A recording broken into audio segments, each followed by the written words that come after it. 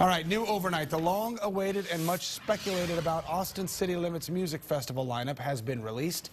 Topping the headliners this year, you don't get much better than this. Stevie Wonder.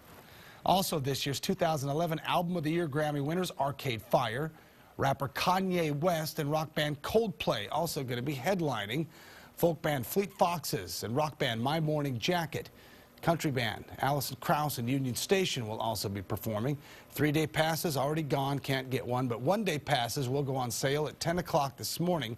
The festival runs September 16th through the 18th.